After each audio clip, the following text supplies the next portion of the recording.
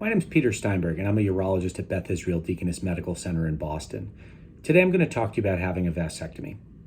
A vasectomy is a permanent form of male sterilization that will make it impossible for you to father children after having the procedure. The procedure itself takes about half an hour, and we tend to do this in our office in either Boston or Chestnut Hill, and we use a combination of local anesthesia and usually also give people a dose of relaxing medication called Valium to take ahead of time. During the procedure itself, some other things that you can do to help be relaxed or listen to some music or a podcast on some headphones on your phone. And we usually also play some music in the room for relaxation as well. So the procedure itself involves permanently disrupting a tube called the vas deferens, which is a tube that carries sperm from your testicle up deep into your body where it can then be ejaculated out your penis. So the procedure itself is done just above the testicle in the scrotum. And what we're doing is we're permanently disrupting this tube called the vas deferens so that sperm can no longer get out. So for the procedure itself, you're lying flat on your back and we clean your penis and scrotum up with antiseptic soap. We then find the vas on each side, which is again just above the testicle, and numb it up with a local anesthetic. That does hurt when we do that. It feels like you're both getting kicked in the balls and stung by a bee at the same time. However, it does get numb pretty quickly thereafter. Then we'll make a small incision on each side of the scrotum over the vas deferens with a scalpel, and we'll free it up from the tissues in the scrotum. It's about the consistency of a guitar string. And then every urologist does this slightly differently, but what we'll then do is we'll permanently disrupt this tube so the sperm can't get out. And so the way I do that is I put a little surgical clip, one on each end of the vas. I take a cautery device and I cut a piece of it out and then stick the cautery inside the end of the vas on each end to destroy the inside of the tube. There's some other maneuvers that we'll do as well sometimes to try to keep the ends from growing back together. If you talk to 10 different urologists, you're going to get 10 different variations on how he or she does the procedure. However, all of us ultimately have the same goal of getting those ends apart from each other where they can't grow back together. At the end of the procedure, we usually close the skin up with dissolvable superglue. If the skin edges are bleeding a lot, we'll put in a little dissolvable stitch that falls out in about a week or so. We'll then put a bunch of gauze on your scrotum, supportive underwear, an ice pack, and send you home to recover.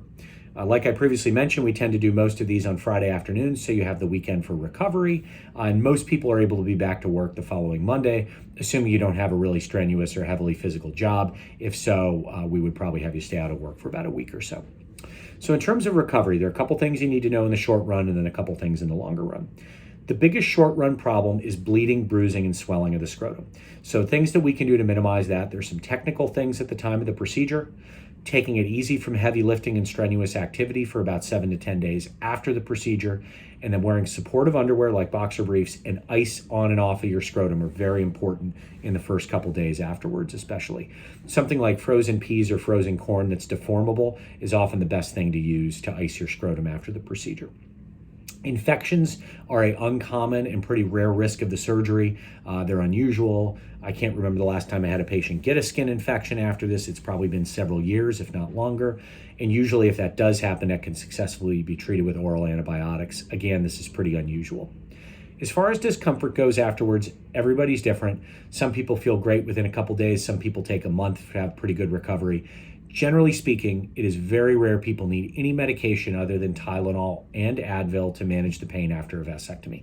Some people need to do that for a few days. Some people need to do it for a week or two. However, it's rare to need anything other than that, and it's very rare to need opiates or any other medications. In general, most people usually feel 100% by 10 to 14 days after the procedure. If you're having pain that's lasting beyond that or a couple of months afterwards, we need to know about it so we can evaluate you and figure out what's going on. In that light, there is one rare complication of having a vasectomy called post-vasectomy pain syndrome that happens to under 1 in 100 men who has the procedure and is more common in people with chronic pain conditions and chronic scrotal conditions. And that can involve new onset pain in the testicle, the surgical site, or the groin that lasts again beyond a few weeks after the procedure. If you're having any issues after the procedure as far as pain goes, obviously let us know so we can evaluate you and figure out what's going on. It's unusual that post-vasectomy pain syndrome is a lasting issue.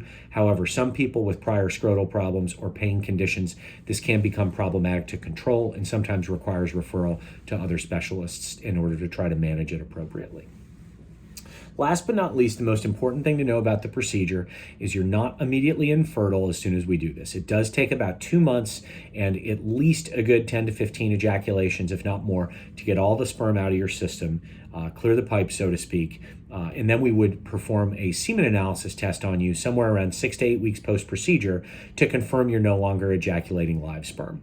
At that point, if we get a negative semen analysis on you, we would clear you for not using birth control, and the chance of a failure after that negative semen analysis is somewhere between 1 in 1,000 and 1 in 10,000, which is dramatically safer than any form of birth control other than abstinence. If that semen analysis shows a small number of dead sperm, we would then have you ejaculate several more times and repeat it a month later, and usually that's sufficient for clearance.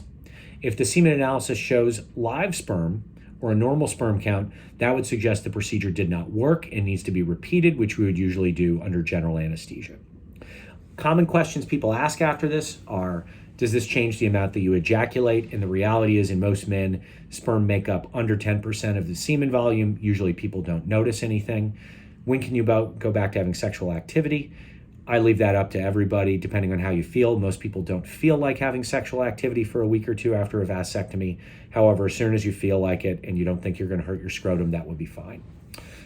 If you have any additional questions, please feel free to give us a call at 617-667-3739. I'd be happy to set up either a virtual or in-person consult for you to talk to you more about having a vasectomy.